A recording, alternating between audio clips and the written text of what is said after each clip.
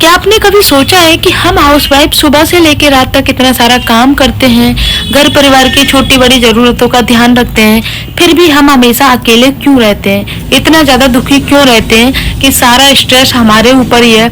और इस स्ट्रेस के चलते हम कई बार डिप्रेशन में चले जाते हैं।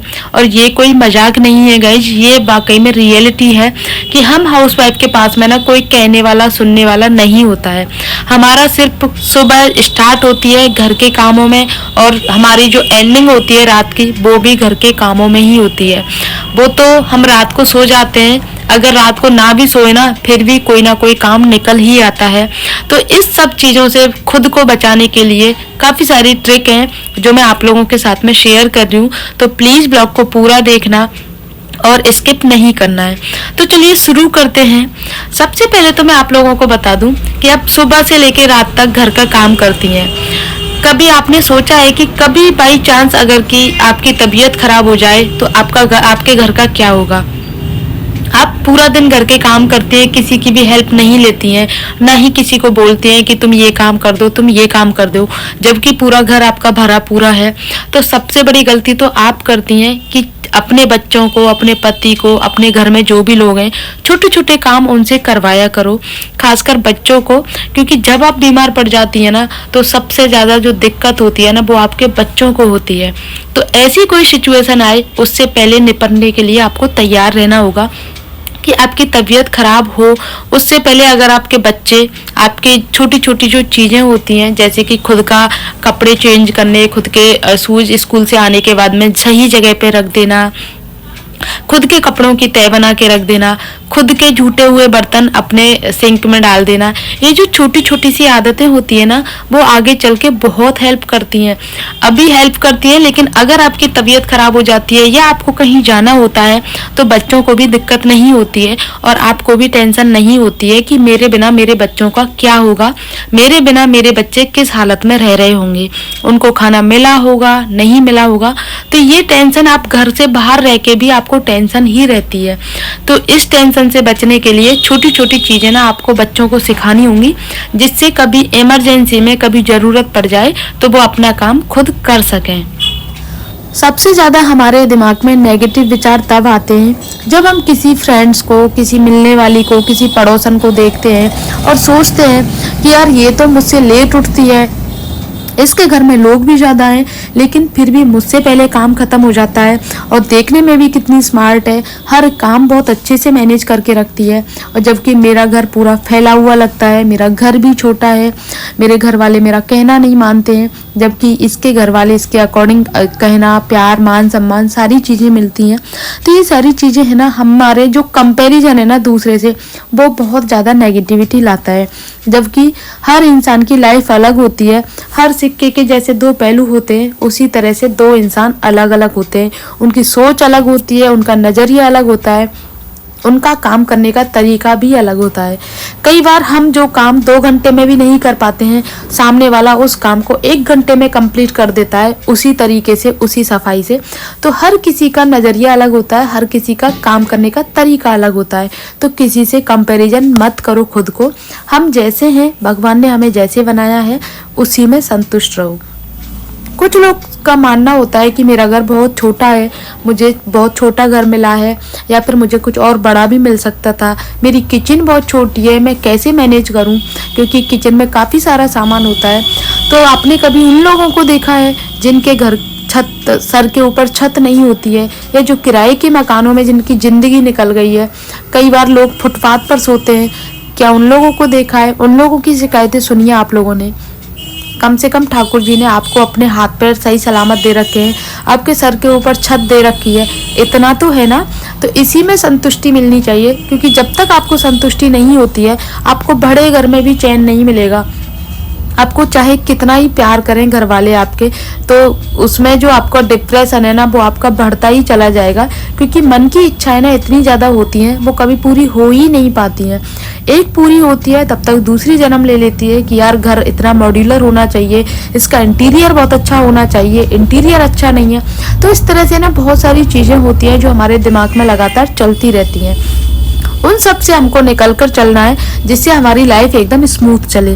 किसी से कंपैरिजन नहीं करना है खुद को, क्योंकि हम खुद अपने आप में सिंगल पीस जो होते हैं ना, वो ठाकुर जी ने हमें बनाया है। तो हमें कुछ ऐसा करना है कि किसी की नकल नहीं करनी, जबकि खुद अपने पैरों पे खुद ऐसा कुछ करना है कि हम सबसे अलग करें, ना कि किसी की नकल करके।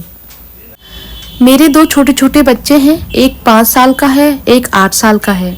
तो मैं अपने बच्चों को ये सारी चीज़ें सिखाती हूँ कि अपना जैसे ही स्कूल से आओ यूनिफॉर्म चेंज करो, उसके बाद में उसकी तय बना के अलमारी में रखो, शूज़ सॉक्स शूज़ की रैक में रखो, अपना बैग उठा करके अपनी जगह पे रखो। वो सारे काम खुद करते हैं।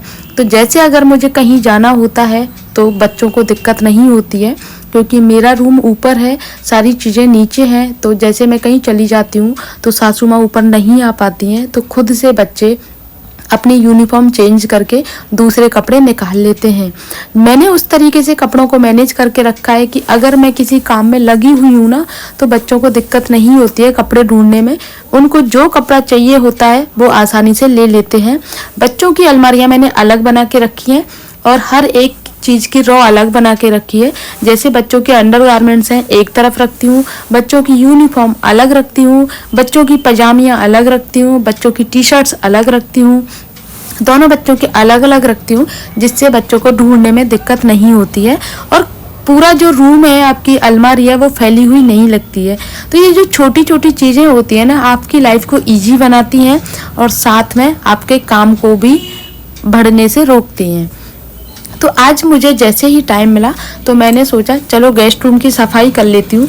ये रूम खाली रहता है, मतलब जब कोई गेस्ट आते हैं या फिर मेरे रूम में मुझे कोई दिक्कत होती है, जब मैं इस रूम में आती हूँ रहने के लिए 1-2 दिन के लिए, तो ये रूम खुलता है, बाकी बंद रहता है। 3-4 दिन में मैं इसकी सफाई करने आती हूँ। तो आज मैंने सोचा मेरा काम जल्दी ख़त्म हो गया तो क्यों ना इस रूम की भी सफाई कर लूँ मैं। वैसे तो इस रूम में ना धूल मिट्टी नहीं होती है, लेकिन कई बार विंडो खुली रह जाती है और उस विंडो में से काफ़ी सारी धूल मिट्टी हो जाती है जो पूरे रूम को गंदा कर देती है। तो इसीलिए अच्छे से सारी विंडो वगैरह गेट बंद करके जाऊंगी। तो 2-3 दिन बाद मैं जब भी मैं इस रूम में आऊँ तो मुझे साफ़ सुथरा मिले, सिर्फ झाड़ू पोंछा लगा के मैं कंप्लीट कर सकूँ, क्योंकि काफ़ी सारी डस्टिंग वगैरह भी करनी होती है। वैसे तो इस रूम में इतना ज़्यादा सामान नहीं है, थोड़ा बहुत सामान है, क्योंकि गेस्ट रूम है तो उस हिसाब से ही सामान रखा हुआ है। 3-4 चेयर रखी हुई है कि कोई आए तो बैठने की ज़रूरत हो तो आराम से बैठ सके, और सोने के लिए आराम से बेड है। तो फाइनली मेरा रूम पूरा नीट एंड क्लीन हो गया है और बेडशीट मैंने चेंज नहीं करी है, इसको ऐसे ही बिछा दिया है। देन उसके बाद में आप लोग देख सकते हो पूरा रूम इतना अच्छे से क्लीन हुआ है। साथ में मैंने वॉशरूम भी क्लीन कर दिया था, क्योंकि मैंने पानी वगैरह लिया था ना वॉशरूम में से, तो थोड़ा बहुत पैरों के निशान बन गए थे। तो सोचा क्यों ना वॉशरूम को भी क्लीन कर दूं मैं। तो ये सारा काम ख़त्म करने के बाद में फिर चलते हैं अपने रूम में, क्योंकि मुझे अभी अपने रूम का काम भी ख़त्म करना है।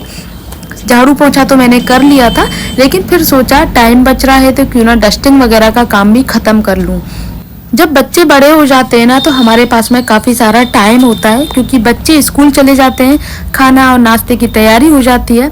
छोटे बच्चे साथ में रहते हैं ना तो थोड़ी दिक्कतें होती हैं कि बच्चों को बार बार उनको खिलाना पिलाना नहलाना धुलाना, काफ़ी सारे काम ऐसे होते हैं बच्चों के साथ में जो कि पूरा दिन निकल जाता है। क्योंकि जिनके छोटे बच्चे होते हैं ना वो इन सारी चीज़ों से अच्छे से रिलेट कर पाते हैं कि बच्चों के टाइम में, बच्चों का जब छोटे रहते हैं ना तो खुद के लिए टाइम मिलता ही नहीं है। जो थोड़ा बहुत समय मिलता है तो वो हम अपने बच्चे को देते हैं, क्योंकि घर के काम करने के बीच में हम बच्चों को कहीं ना कहीं बैठा देते हैं, सुला देते हैं या फिर कुछ खेलने में लगा देते हैं टॉयज वगैरह फैला के, कि जिससे हम अपना घर का काम कर सकें। पहले के टाइम में जॉइंट फैमिली थी तो जॉइंट फैमिली में ना सारा काम आसानी से हो जाता था, बच्चे भी पल जाते थे। लेकिन आजकल जॉइंट फैमिली नहीं है, सब लोग सिंगल फैमिली में रहते हैं और जो मतलब बुजुर्ग हैं वो बच्चों को रख नहीं पाते हैं हेल्थ इश्यूज़ की वजह से। तो सारा काम जो होता है ना, घर का काम हो या फिर बच्चों का काम हो, वो खुद जो हमारे घर में हाउसवाइफ रहती है ना, कि जो लेडी होती है ना घर में, वो ही सारे काम मैनेज करती है। तो कई बार इस सब को करते करते ना वो डिप्रेशन में आ जाती है। बच्चों को भी देखना होता है, घर का काम भी करना होता है, बूढ़े सास ससुर का भी ज़रूरतों का ध्यान रखना होता है। सारी चीज़ें समय पे करने के बावजूद वो खुद की तबीयत ख़राब कर लेती है इस सब में, क्योंकि खुद का ध्यान नहीं रख पाते हैं। हम हाउसवाइफ की सबसे बड़ी कमी यही होती है कि हमारी हल्की फुल्की तबीयत ख़राब होना तो हम उसको इग्नोर कर देते हैं, क्योंकि हमें पता है कि जब हमारी तबीयत ख़राब होगी तो काम के तो हमें करना ही है, रेस्ट तो मिलेगा नहीं, तो काम करते रहो, दवाई ले लो, काम करते रहो। और इस सब में हम अपनी तबीयत ज़्यादा ख़राब कर लेते हैं और फिर क्या होता है कि हमें बेड रेस्ट की ज़रूरत महसूस होती है। तो तब भी तो हमें किसी ना किसी की हेल्प लेनी होती है ना। तो इससे अच्छा घर के सदस्यों को भी ये ध्यान देना होगा कि एक अकेली हाउसवाइफ कितना सारा काम करे, बच्चों को भी देखे, घर का काम भी करे। अगर छोटी छोटी उसकी हेल्प कर दें छोटे छोटे कामों में, चाहे पति देव हो, चाहे बच्चे हों, चाहे घर के और कोई मेंबर हो, तो उससे क्या है उसका काम भी इजी हो जाता है और उसको खुशी भी मिलती है कि चाहे बड़ा काम नहीं, छोटा काम भी अगर कोई मेरी हेल्प कर देता है ना तो मेरे लिए आसान हो जाता है। बहुत छोटी छोटी चीज़ें हैं, वो खुशियाँ देती हैं हमारी लाइफ में। और हम हाउसवाइफ तो छोटी छोटी खुशियों में ही खुश हो जाते हैं। हमें किसी बड़े सरप्राइज़ की या फिर बड़े किसी गिफ्ट की ज़रूरत नहीं होती है। हमारे लिए ये छोटी छोटी खुशियाँ ही बहुत मैटर करती हैं। जैसे जैसे हमारी एज बढ़ती जाती है वैसे वैसे हमें ना प्यार की और बहुत ज़्यादा नीड होती है कि कोई हमें दो प्यार से शब्द बोल सके, क्योंकि हम ना इतना ज़्यादा गृहस्थी में घुस जाते हैं, उस चक्कर में हम अपने हमारी जो खुद का टाइम होता है ना उसको भी इग्नोर करने लगते हैं कि हमारा ये काम अधूरा रह जाएगा। तो सबसे पहले आप लोगों को क्या करना है कि जो भी आपको समय मिले, सुबह में, दोपहर में, शाम में, तो सबसे पहले खुद के लिए समय निकालो, क्योंकि आप स्वस्थ रहेंगी तो आपका परिवार भी स्वस्थ रहेगा। आप एक दिन बीमार होकर देख लो, आपके परिवार का सच आप लोगों को पता चल जाएगा। तो इसीलिए परिवार का ध्यान रखना भी जरूरी है, साथ में खुद का भी ध्यान रखना उतना ही ज़्यादा जरूरी है। खुद के लिए जियो, क्योंकि हम जब भी कुछ करने का सोचते हैं तो हमारे फैमिली मेंबर क्या बोलते हैं कि तुम्हारे पास में बहुत समय, अभी तुम्हारी उम्र ही क्या है, बच्चे बड़े हो जाएं तब कर लेना ये काम। तो मैं आप लोगों को बता दूं, वो समय कभी भी नहीं आता है। बच्चे भी बड़े हो जाते हैं, बच्चे बड़े होने के बाद में फिर खुद का मन खत्म हो जाता है इन सारी चीज़ों से, क्योंकि हर चीज़ का एक समय होता है। ऐसा नहीं है कि बस 10 साल बाद में उस काम को करें जिसका आज हमारा मन कर रहा है। जरूरी नहीं है कि 10 साल बाद हमारा मन ऐसा ही रहे जैसा कि आज है। तो जब जिसका मन कर रहा है ना, जिस काम को करने का, जिस क्षेत्र में आगे बढ़ने का, वो टाइम सबसे बेस्ट होता है। लेकिन हम घर और परिवार की जिम्मेदारी में खुद को इतना उलझा देते हैं कि हमारे परिवार वाले भी सोचते हैं कि अगर इसने ये काम स्टार्ट कर दिया तो फिर हमारी जो डेली की ज़रूरत है, जो अब तक चली आ रही थी, वो आगे कैसे चलेंगी। इन सारी चीज़ों के रखते हुए वो इतने ज़्यादा सेल्फिश हो जाते हैं घर वाले कि आपकी घर की बहू, बेटी, जो भी मतलब हाउस वाइफ है, जो एक घर के दायरे में रह के सब परिवार की ज़रूरतों का ध्यान रखती है, वो खुद के लिए कभी सोच ही नहीं पाती है। कुछ तो घर वाले नहीं सोचने देते हैं, और खुद अगर वो कुछ करना भी चाहती है तो उसके दिमाग में चलता रहता है कि 4 लोग क्या कहेंगे। उन 4 लोगों के चक्कर में हम अपनी लाइफ को एक बोझ समझ के जीने लगते हैं। तो ये लाइफ है, निकलती जाएगी, समय किसी के लिए लौटता नहीं है कभी भी। जो समय चल रहा है उसको एंजॉय करो, उसको जियो, क्योंकि जो आने वाला समय है उसके बारे में हमें नहीं पता कैसा आएगा।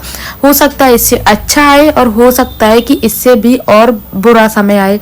तो जो आज का जो समय है ना उसको जियो, बाकी सारी चीज़ों को छोड़ दो, क्योंकि आप अपने लिए नहीं सोचोगे ना तो सामने वाला, चाहे अपने फैमिली मेंबर ही क्यों ना हो, वो भी आपके बारे में नहीं सोचेंगे।